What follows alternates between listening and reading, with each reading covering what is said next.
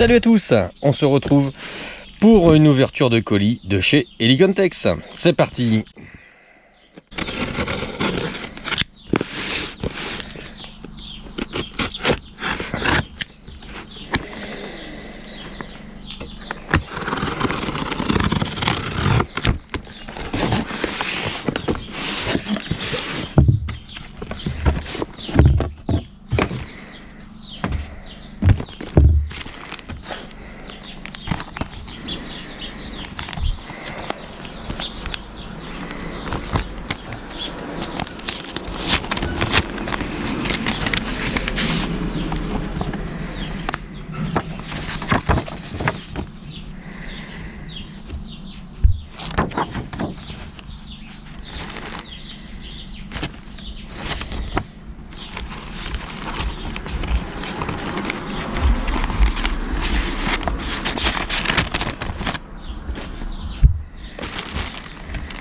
On commence avec des gants Tactical Gloves, taille L,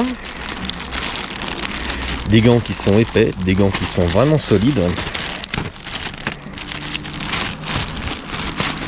Alors, vous voyez, pour les manipulations dans les entrepôts, tous les produits sont sous sachet plastique.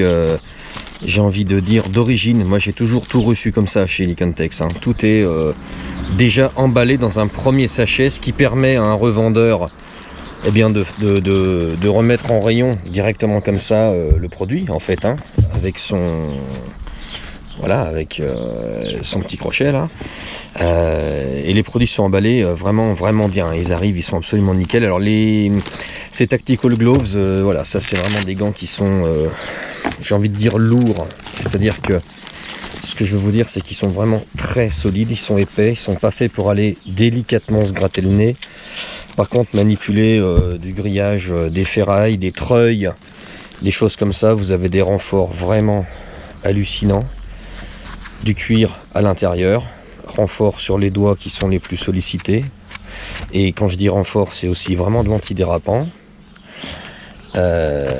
Et puis ici sur le haut des toutes dernières phalanges on a vraiment un renfort absolument terrible.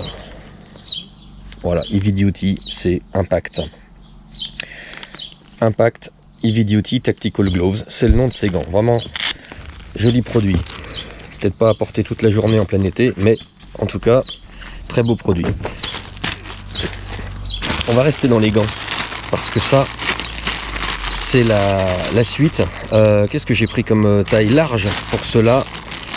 Range Tactical Gloves. Voilà, ils avaient déjà été présentés sur la chaîne avec une petite, des gourdes en fait. Voilà, c'est pas forcément une super nouveauté. Par contre, dans cette couleur, je les ai jamais mis directement en ligne. Voilà, on est beaucoup plus soft, on va dire, en termes de coloris, beaucoup plus passe-partout. Il n'y a rien de camo. Par contre, je vais essayer de... ça va pas être facile à passer comme ça parce que voilà, je vais pas enlever tout de suite.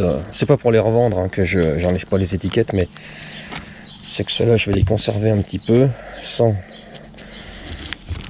retirer le packaging. Voilà, là on est comme quelque chose de beaucoup plus soft, beaucoup plus doux. On a le fameux coup de doigt. Je suis désolé de vous présenter celui-ci, mais bon, il se trouve que c'est sur le majeur que ça se fait.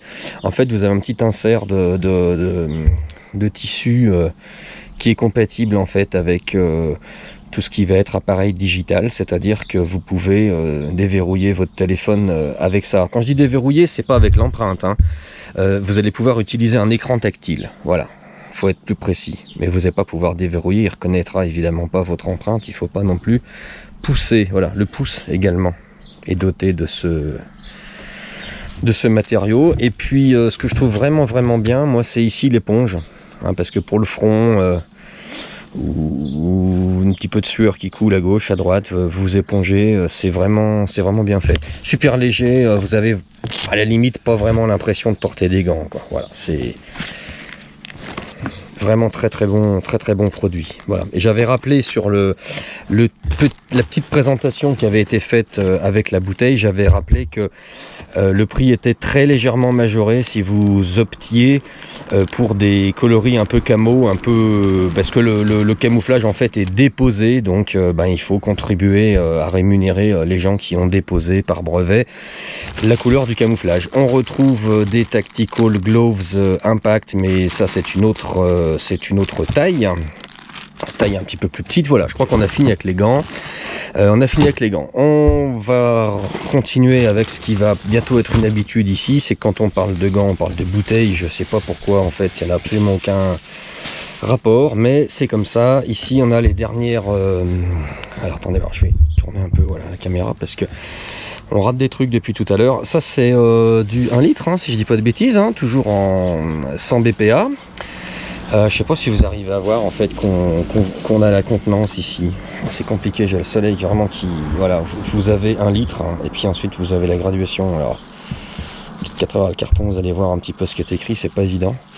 Et de l'autre côté, c'est un petit peu plus simple, on a l'équipement essentiel, c'est écrit là, de ce qu'il faut pour aller faire une balade outdoor. Et s'attaquer au bushcraft. Donc c'est assez sympa, c'est véritablement de la déco, mais on retrouve le fameux système à l'intérieur qui vous permet soit de mettre des glaçons et puis de les enfermer, soit en tout cas en conservant le dos ici, de faire couler. Alors hop, on tient le bouchon et on fait couler vraiment juste ce qu'on veut. Par exemple pour boire, parce que si vous buvez directement là, je vous garantis qu'il faut avoir une bouche extrêmement large, sinon vous en mettez partout. Donc vraiment ce petit truc là, c'est vraiment sympa. Ça vous permet de mettre de l'eau dans une gamelle pour réhydrater un produit que vous allez faire cuire. Vous l'enlevez et vous faites couler très rapidement, il n'y a aucune perte de temps.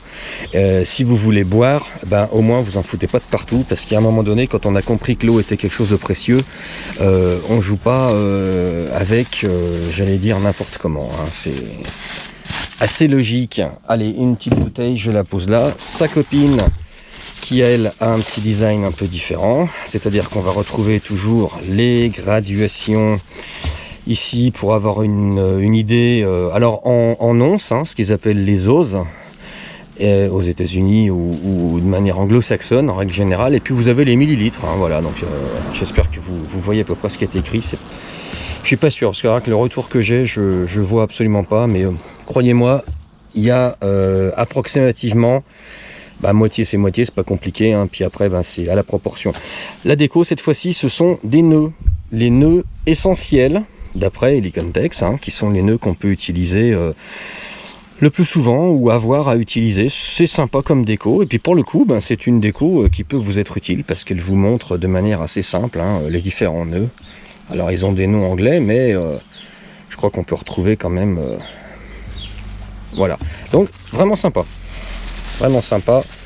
Là en tarif, je pense que je le marquerai en bandeau. Vous êtes très certainement déjà en train de le lire, mais c'est vraiment pas énorme en termes de prix. Voilà, je vous le précise. J'ai pas fini avec les gants, on va continuer. Ça c'est vraiment mon modèle favori, j'ai repris une paire. Parce que je ne les use pas, mais j'ai une fâcheuse tendance à les laisser dans un véhicule, à les laisser dans un sac, à plus me souvenir où je les ai laissés. Résultat, je préfère en avoir une paire ici, une paire là. Voilà, plutôt 2 fois qu'une, parce que moi, j'ai pas à courir après. On est dans le Range Tactical Glove, donc c'est exactement le même modèle que je viens de vous montrer et j'ai essayé. En couleur un peu plus sombre, anthracite et noir, et là voilà, on est sur qu'est-ce qu'ils vont l'appeler, c'est pas Coyote, c'est peut-être Coyote et Adaptive Green. L'Adaptive Green étant ce vert très beige, voilà. Alors voilà, je les ouvre pas plus, mais c'est exactement le même modèle. Qu'est-ce qu'on a là-dedans? On va commencer par ce qui se présente. Porte-chargeur, très simple, très pratique. Chargeur typé arme de poing, PCC éventuellement. Velcro de type mâle, c'est-à-dire que c'est le côté un petit peu rigide. Et vous mettez ça comme insert dans un sac à dos, dans un sac de tir qui dispose d'un velcro à bouclette, ce que moi j'appelle le côté femelle par rapport au côté mâle ici, qui est le côté rigide. Et ça vient s'insérer très très facilement dans n'importe quel sac. qui dispose de velcro. Ça peut aussi être disposé sur un porte-plaque tactique, un gilet tactique, enfin tout ce qui va disposer de velcro, ce qui aujourd'hui est quand même une commune mesure dans les produits, les vêtements professionnels et les porte-accessoires. Voilà, donc ça vraiment très pratique, ça coûte absolument 3 fois rien et c'est un produit qui va durer super longtemps. Je ne peux que le conseiller. Voilà. On continue avec ce qui se présente. Là j'ai adapteur mollet. Alors ouais, très simple. Belt adapteur, ben c'est très facile. Vous avez une ceinture qui va être une ceinture de tir éventuellement. Hop, ceinture de tir. À partir de là, je suis pas fan des petites agrafes parce que alors ça c'est le genre de truc. Vous avez toujours la surprise d'en retrouver une coincée au bout du doigt. Ça fait toujours plaisir. Voilà, donc le mollet, comment ça va fonctionner? On va tirer là-dessus. Votre ceinture va passer là-dessous pour scratcher, voilà. Et la ceinture passe là, tout simplement. Ça c'est certainement une protection supplémentaire. Et vous vous retrouvez avec un système qui vous permettra d'avoir une pochette, un couteau, un holster, tout ce que vous voulez, qui vient se greffer sur du mollet, voilà, tout simplement. Donc vous venez de transformer votre ceinture en une ceinture tout à fait capable de supporter des accessoires avec le principe d'attache molle ou mollet, voilà, tout simplement. Ça vaut 3 fois rien, c'est quelques euros, c'est ultra pratique. Donc moi je ne peux que conseiller ce genre de choses. Si vous avez des ceintures tactiques à, je ne veux pas dire à fabriquer, mais à mettre en œuvre. Voilà, le même, exactement le même. Belt Moll adapteur 2, le même, mais en coyote.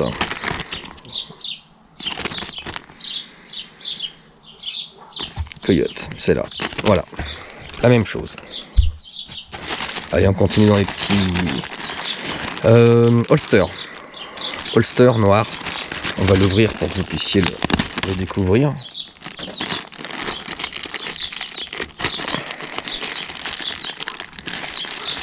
Tout est emballé individuellement, hein. Je vous l'ai déjà dit, mais là c'est toujours notre velcro côté mâle, le côté rugueux, rigide, hein. Vraiment super plastique. Et là vous avez la capacité en fait extrêmement simple de venir déposer l'arme de poing, évidemment. Vous allez régler selon la taille de la carcasse, l'emplacement que va prendre la crosse et le pontet. Vous allez régler ici. Et là, on va venir refermer finalement par-dessus en prenant l'arrière du chien, par exemple. Si le pistolet ou le revolver en est équipé, un revolver il en sera forcément équipé. Le pistolet, c'est pas tous. Et on vient refermer et on prend tout. Voilà. Et l'intérêt, c'est que, une fois encore, ça vous permet de transporter une arme de poing qui peut avoir une optique si vous faites des compétitions ou si vous vous entraînez dans ce qu'on appelle la catégorie open. Pour un pistolet un peu plus production ou même un revolver, si vous avez des visées, des organes de visée réglables, c'est mon cas. J'ai des problèmes de transport de pistolet ou plusieurs centaines de kilomètres en voiture, dans le sac, parfois, je dis bien parfois, le pistolet aime bien se coucher du côté du cran de mire, ce qui me le dérègle, c'est-à-dire qu'en fait les vibrations ont tendance à dévisser les vis qui tiennent le cran de mire sur la culasse. J'ai des surprises après. Des surprises qui valent des places en compétition, bien évidemment, des surprises qui valent des points, qui coûtent assez cher.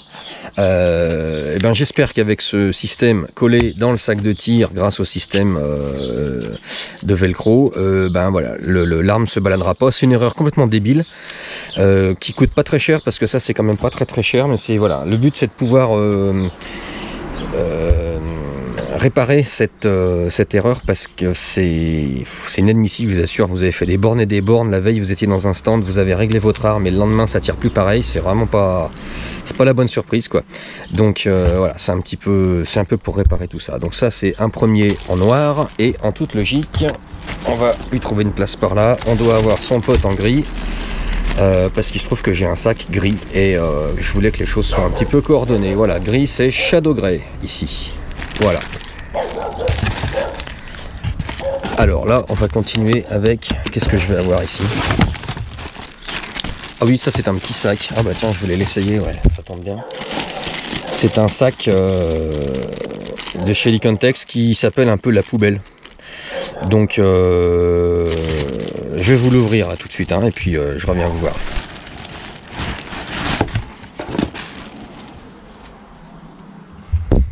Oh pardon. Du produit dessicant qu'on trouve dans plein de produits qui viennent de Chine ou d'un petit peu loin, qui en tout cas sont transportés par voie maritime la plupart du temps. Alors évidemment, il ne faut pas manger, hein, parce que c'est complètement chimique, mais c'est un sel à l'intérieur, c'est sous forme de sel, en tout cas de cristaux, et ça absorbe l'humidité. Vachement pratique pour pas que les produits pourrissent quand ils sont stockés un petit peu longtemps et quand ils ont pris le bateau dans un container. Vachement intelligent. Voilà, ça c'est ce qu'ils appellent une poubelle. Alors c'est un sac. En plus, un dirt bag. Le pire, c'est qu'ils ont vraiment une bonne... ils ont des étiquettes qui pètent, hein, chez Licontex, hein, juste pour une poubelle. Hein. C'est quand même terrible. Hein. Bon, ça vaut pas... Je crois que ça vaut pas 10 €, hein, cette bête. Je sais pas trop comment ça va se mettre en place. La logique, si j'ai bien compris... Alors, il se peut que j'ai pas compris. Hein. C'est que vous allez le faire rouler comme ça sur lui-même pour le maintenir un peu ouvert. Et puis quand vous souhaitez le fermer, si j'ai bien saisi, mais alors si ça se trouve je me gourre complètement, il doit y avoir un truc dans le genre pour le fermer. Alors j'ai pas dû le fermer comme il faut. Je sais pas s'il faut faire plusieurs tours ou pas, j'en ai aucune idée. Alors je pense qu'on va l'ouvrir en fait, comme ça.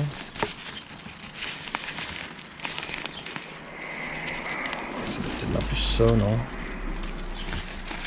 Si on fait ça, est-ce qu'il reste ouvert? Ben pas trop, non. Enfin, en tout cas, c'est pas bien grand. Bon, avis aux experts. En poubelle, il y a un côté là qui est complètement rigide, qui est souple, hein, mais qui est quand même plus rigide par rapport au côté qui se trouve lui en face, qui est pas rigide du tout. Bah, vous voyez une notice à l'intérieur. Ah ben oui, on le roule 3 fois sur lui-même. Ouais, c'est pour montrer que c'est étanche. Ouais, en fait, c'est pas bête. Hein. Ça, faut le ressortir. Voilà. Et là, effectivement, il n'y a pas d'odeur qui ressorte. Moi, j'ai imaginé que pour du linge sale, dans un sac, c'était quand même très pratique parce que vous avez des petits crochets, des petites anses. Là, c'est quand même tout mimi. Ça tient pas de place, c'est bien fini. Effectivement, les odeurs vont rester cloîtrées là-dedans. C'est plutôt pas mal. Voilà. Dirt bag. Bon, je pense que c'est pas forcément ultra nouveau. 100% nylon, ça va se nettoyer à la main parce que vous voyez, il va pas du tout aimer la machine, tout à fait logique. Et si vous voyez bien, grâce au charmant soleil que nous avons aujourd'hui, c'est vraiment leur fameux tissu, toile de parachute, super résistant, nylon. Voilà. Donc ça, ouais, voilà, c'est un essai, mais pour faire un bon sac qui permettra de mettre son linge sale, je trouve pas mal, quoi. Voilà.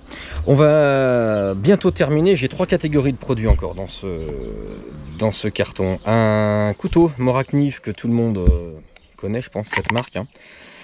Des couteaux qui coûtent pas très cher, chez Licontex en tout cas. Moi, je pense qu'on peut dire que ça coûte pas très cher en règle générale. Après, bon, quand vous commencez à taper dans les gammes qui sont carrément supérieures, bah, vous êtes dans le prix d'un couteau, quoi. Là, bah, c'est vraiment des trucs, vous avez un maintien, mais alors qui est absolument génial. Si c'est pour couper des rondelles de sauce au camping, pour s'amuser à tailler une flèche avec un bout de bois parce que vous vous embêtez, enfin bref, c'est vraiment du couteau sympa. Celui-là, c'est le modèle carbone en termes de lame. Voilà. On va éviter de la tordre dans tous les sens parce que vous voyez, en termes de finition, je sais pas si vous voyez, hein, mais le dessus, c'est voilà, la machine elle s'est arrêtée net, hein. Mais c'est poli, hein, et puis bah, si je vous dis que ça coûte une dizaine d'euros, ben, avec avec le support ceinture, hein, eh ben, il n'y a pas grand chose à redire, quoi. Voilà. Donc en toute logique, moi j'ai cru comprendre un truc une fois, c'est qu'on peut en mettre un deuxième, comme ça, sur un premier. Ou je crois que c'est un truc dans le genre. Voilà, c'est ça. Voilà, vous voyez, vous en avez un, vous pouvez en mettre un deuxième. Pourquoi? Eh ben je sais pas. Mais on peut le faire. Voilà, deux couleurs différentes. Je vous montre le vert. C'est la même chose, lame carbone. Voilà. Je trouve ça quand même sympa pour le prix. Ça fait des cadeaux éventuellement. On reste dans les couteaux. J'ai vu un couteau pour le poisson. Ah bah c'est pas du tout ce que je pensais. Puis alors dis donc, il a une sale gueule le truc. Hein. Oh. Ouais, bon bah là c'est la déception totale. Couteau à poisson, ça, ils sont fous. Bon, la poignée, elle a rien d'extraordinaire. Là, il n'y a plus de support, il n'y a plus de... Voilà, vous avez quand même une référence chez Moracnive. Ouais, honnêtement, elle a pris un coup de chaud, là, la lame. C'est bavuré un peu avec les pieds. Ça doit couper, hein, ça, je mets pas en doute. La lame est épaisse. Je pense qu'au premier jeton, le fil, il dégage, mais avec force.